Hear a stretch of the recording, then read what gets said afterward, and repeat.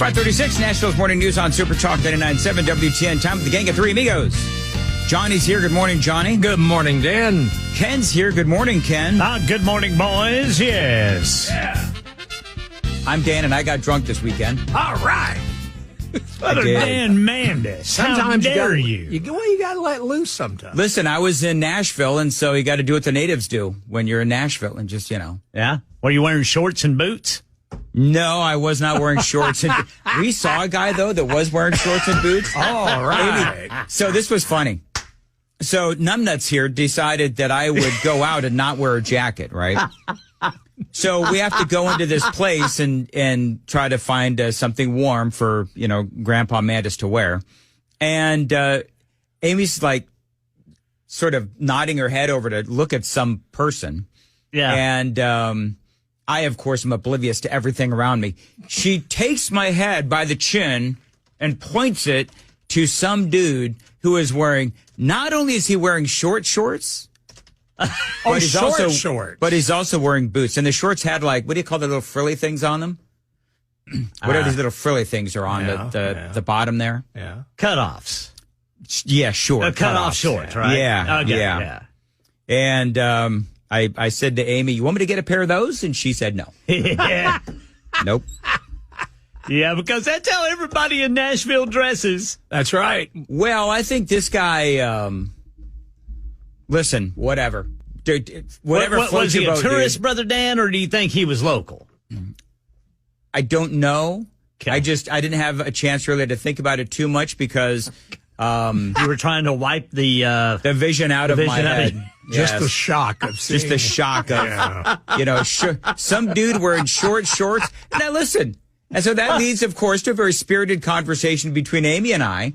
Well, if women can wear shorts, why can't men? Yeah, man. Why not? Listen, I said, whatever, to each his own, but I said to Amy, you're the one that took my chin and pointed it in that direction.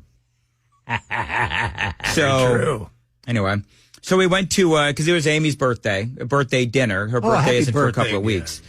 Went to a place called the Hampton Social, and which is a nice restaurant. And boy, man, those dangrias, they really did sneak up on me.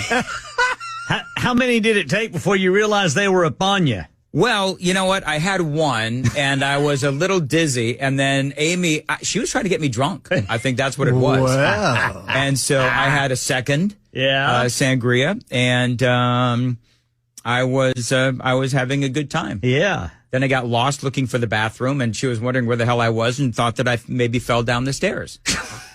So there was that. Anyway, then we went to go see a thing called Shiners, which you've seen maybe the billboards for it all over the place. Is it Woodsworth, whatever it is. And really good time. Had a great time. That's good. Yes, and Amy was the designated driver because clearly I can't handle my alcohol. I was getting ready to say, Brother Dan Mandis, you've been out of the game for a while. You hadn't been doing the dangrias. By the way, 6098 says, Dan, the strings tears on pants, they are called frays. Frays. Yeah, that's what they are. Yeah. And then we got really crazy on Sunday. What'd you do? Man, you guys just did it, boy. You guys just did it up. We put up our first Christmas tree. Wow. Yeah, I saw that. Before Thanksgiving, we put up our first Christmas tree. Yeah. And people are saying now, whenever you put up a Christmas tree, I guess this is a thing online. You put up a Christmas tree before Thanksgiving, an elf gets it. An elf gets the tree? No, an elf gets a shot in the head. I guess that's what people were saying to me. Yeah, is anybody who puts up a tree before Thanksgiving, they say I think it was an elf gets it. Yeah, it's kind of like whenever you step on a crack, you break your mother's back. Yeah. Only now is when you put up your Christmas tree early, an elf gets shot. Well, Matt Murphy's show says this is disturbingly early. Yeah. And then he says, hashtag save Thanksgiving, hashtag Turkey Day matters. And 33 people like that comment. You 33 people have absolutely no life. Now, I got 161, reactions to my little picture of by the way, it's a flocked tree. A flocked? It is a flocked tree. What's that mean? What's a flocked? What does flocked mean? Well, Yeah, flocked. What's that mean? Johnny, you know what flocked means, right? I don't. Yeah, well, Are you kidding me? The two of you really don't know what flocked means? No. No. The white stuff on the tree that makes it look like it's Covered got in snow on it. Yeah, snow and frost. why didn't you just call it a snow tree? Because you call them flocked. We got to come up with another name, Ken. Okay, well, now we know what a flocked tree is. You've never heard of flocked? You people on the super text line, please tell me I'm not crazy. Of course, Well, I'm from when California. you're talking about birds or something like that, yeah, but Yeah. I've never heard of a flocked tree. You know, I don't know where that actually came from. You know what? Google flocked tree. I think don't somebody know. just made it up. I think I used a different term, but What did you use? can't say it on the radio. Oh, When did we start saying flocked? let's see trees. a flocked. Yeah, flocked Christmas tree. FLOCKED. Flocked. Well, apparently it started in the late 50s and early 60s, Yep. along with aluminum trees. I Anyway. never knew anybody who had an aluminum Christmas tree. Yeah, me either. But I've never known of an aluminum Christmas tree. Yeah, Scott says for every Christmas tree that goes up before Thanksgiving, a North Pole elf dies. Oh. Apparently that's a thing. Well, that's terrible. Well, just ring more bells so angels will get their wings. Yeah, and the elves will be taken care of. That way we'll offset. No, I didn't offset the two. I didn't really understand Wayne's comment. No, Dan Mandis and Brian Wilson should turn in your man cards. No, it's too damn early. I'm not sure what my man card has to do with putting up an early Christmas tree, but Apparently it affords you a nap. oh, Diane says, by the way, Levin, my husband listens to you every morning starting at 4. Will you please let him know that it is okay to put the tree up? I need help. Well, there you go. Hey, Mr. Hammonds, Diane's right. Now, remember, your wife is always right. Wink, wink, nod, nod. And it's okay to put up the Christmas tree or, frankly, never take it down. Well, hey, where do we live? We live in America. That's And right. America. It's supposed to be free. You can put up a tree early if you want. Yes, sir. Yep. That's the way I look at it. Oh, now here's another take on the whole elf thing and elf dies. For every Christmas light lit before Thanksgiving, an elf kills a baby reindeer. When did Christmas Man. become so violent? So you dark. people. Right? Man. Well, it started back in the 80s, boys, with the movie Die Hard. That's when Christmas became violent. That's right. Boy, I love that movie. I did too. One of the greatest Christmas movies ever. I'm going to watch it. And Alan Richter. Boy, I like that. Now, let me ask, how many Christmas trees do you guys have in the house? And how many is too many? I'm gonna ask those two questions of you two. I just got one. Okay, Johnny? I don't have one now. I don't have any. Dang, Johnny's really mean to the elves. Wow, Johnny. I know. If Tough I- times, Dan. Tough times. If I bring It's Bidenomics, buddy. if I bring you a Christmas tree, will you put it up? Oh, I would, yeah. Would you really? I'd put it up. in a Okay, you know heartbeat. what? Ken, should I bring Johnny a Christmas tree? Because I suddenly feel Sure. Take Brother Johnny be a Christmas Well, tree. the only problem is you may want to talk to the missus because she's the one that kind of nicks the tree. oh, okay. Yeah. She says since, the kids aren't coming and I said, heck with a tree. Okay. Yeah. Fine with me. We got plenty of trees outside. So- we can decorate. So this simple conversation of putting up an early Christmas tree, elves are dying, reindeer are dying. It's turned violent and it's now turned epically sad because Johnny doesn't have a tree. I just wanted this to be a fun little segment. Apparently, it's not going to be. Well, it is going to be fun, Dan, because what we're going to do, we're going to decorate our trees outside. What the heck? Okay. See good. there? There you go. Yeah. There you And, go. and some of Brother Johnny B and Glenna's wildlife have actually started coming back around, too. Oh, very good. Yeah. So that's very good. good. Because we haven't seen turkey or deer in a long time. And the other night we were on our front deck and all of a sudden I kept telling her, I said, I hear somebody walking on the road. And it turned out to be a buck. And he stopped, looked at us. We looked at him and then he just kept walking. Now, if I decide that I want to go hunting for my own turkey, can I come to your house with my Glock? Well, That's a no, Ken. Watch yes. this. Yes. Johnny's going to say no. I'd say you'd have a very angry Cherokee woman. Yeah. And she's a great. And she's a better shot than I'll ever be. She's better shot than any three of us. There you go. Yeah, you probably don't want to do that, Brother Dan. So Stick with the ham. Stick with the ham. We have a total of 4 Christmas trees in the house. All right. We only put up one. There's only one flocked, right? There's only one flocked. Okay. We got, I think it's a 12-footer, which goes in the main room. Right by your staircase. Right by the staircase. Yes, Ken. Yeah, I remember that. It's a beautiful tree. We have one upstairs as well. And we have a little one. I think we have 5. And then we have the Charlie Brown tree in my basement studio. So listen, we really like the Christmas spirit. And before y'all start judging me on like how many trees I have and, you know, the fact that I spent way too much money on these trees, we actually buy them at the end of Christmas so that we get them, you know, really cheaply. So there you go. Smart. Yeah. Because people are already starting to bash me on them. Of course. People just like to bash. They really do. Yeah, they love doing that. So much hate. There's so much hate out there now. By the way, Matthew says, Dan, it's called the snow tree, not a flocked tree. See, that's what I said. Flocked is just trying too hard to make simple things sound sophisticated. I dare say we have a flocked I dare tree. say. Yeah. I have a flocked tree.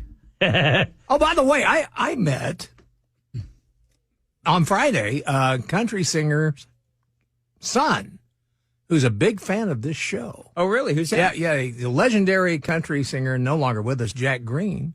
His son, Jan, met me out in Eagleville. His son, Jan. Yeah. And okay. He heard me pumping gas, heard me talking, and all of a sudden I hear somebody, is that Johnny B? And I went, wow. Oh, man.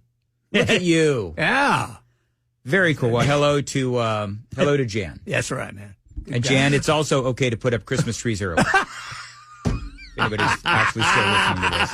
Hey, real quick, did you guys see what happened over the weekend? Donald Trump shows up to some big, it's like a UFC match. And this is what it sounded like. Making his way into the building.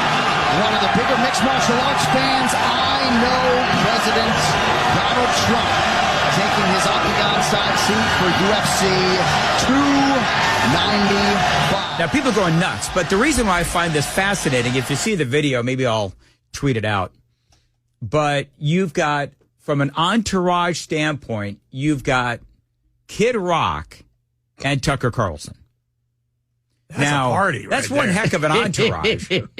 Now, remember that the former president said that he would find, I think he said that Tucker Carlson would be an interesting pick for VP and something to that effect. And so that's also part of the conversation. Also, by the way, Trump was flipped off by comedian Bill Burr's wife, Nia Renee Hill. Goodness. And it was actually caught on camera. I'm good. So he's walking down the aisle there, and you've got all these people going crazy, and they catch on camera that this woman is flipping off the former president. I bet you that hurt his feelings. Oh, I bet. Comedian Bill Burr's wife, who I'm sure that I've heard of him. You guys heard of Bill Burr? Yes. Yeah. Last week in a radio interview, the former president said he would consider choosing Carlson as his running mate, adding the political commentator has got some great common sense. A few blocks away in Manhattan, Saturday Night Live's Cold Open mocked this week's Republican debate and featured Donald Trump taking the stage, which I've heard from a few people now, Ken Weaver, and I have not seen it myself. Maybe I'll try to play some audio in the 8:35. Okay. That it kind of fell flat. Yeah. Saturday Night Live, what they tried to do is they tried to take out Donald Trump, and it just sort of fell flat. Yeah, leading up to the 2020 election, I mean, Saturday Night Live was relentless on Trump and Republicans. And I mean, the crowd would just roar with joy. But this particular monologue, and you know what? I don't even think it was the monologue. It was actually one of the first skits. Yeah, it was the very first skit. They were trying to make fun of the last Republican presidential primary debate. They made fun of all the candidates. Then a guy comes out and actually does a really good Trump, but started making fun of the fact that he's got all of these legal problems, yet he's still the front runner. And I think the Saturday Night Live was hoping that this would make Trump look bad, but everybody in the audience they were just kind of. Yeah. It's like, you know what? And it's like, you know what? It's true. Well, in 2016, remember too, they were so assured that he was not going to win. That was every bit they did on that. Yeah. And Hillary laughing. Oh, please. This is so easy. I think people are, I think people are beyond it. I think they have seen what's going on and they're just, BS. I think people think it's BS. I think they see through all of this. I think that they do believe that a lot of this stuff is trumped up. And I think the American people are like, who cares, man? I had a lot more money in my bank account when he was the president than I do now. Yep. Exactly. We were definitely better off. And I think the horrible nature of Joe Biden's presidency compared with Donald Trump and what they're trying to do to Trump now, this is a multi-layer conversation. But I think the comedy aimed at Donald Trump is just falling flat because people, even a whole bunch of Democrats, see what's going on. Yeah. So I'll see if I can find that audio in the, and we'll play it at 8:35. Because I think that'll be. I will say this: I have no idea who these people are that are the Saturday Night Live actors anymore. I don't either. But this guy, he did a good Trump. I mean, he sounded exactly like him. Yeah, I think the person that does the best Trump, though, hands down, Jamie Foxx. I've never heard Jamie Foxx. Yes, I remember that, Johnny. Oh, it is. Oh, well, we have to find can you find the link to the audio? Sure. Yeah, I want to hear that. Yeah, too. we'll do that because Jamie Foxx was spot on when he did his Donald Trump. Man, so perfect. By the way, the super text line is indeed open at 615-737-9986. 4499 says, my wife's son has a wife who has 14 Christmas trees. Just don't take them down. Yeah. That would be my thing. Just don't take them down, man. That's when you just say, I give. Just go ahead, honey, put them up, and we'll just leave them up all year long. Because I can't even imagine. It's Christmas all the time. It is Christmas all the time. I had a Charlie Brown Christmas tree. You guys remember the Charlie Brown Christmas tree that I had in my office? I do. Oh, yeah. Yeah. Finally tossed it. Oh, why? I don't want to talk about it. You could have I'd have put that up here in the newsroom. The person that gave it to me turned out to be a real jerk. So I decided I got mad and I just tossed it.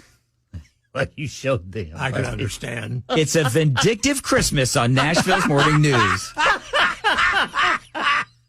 I showed him, didn't I? You sure did. Take that, buddy.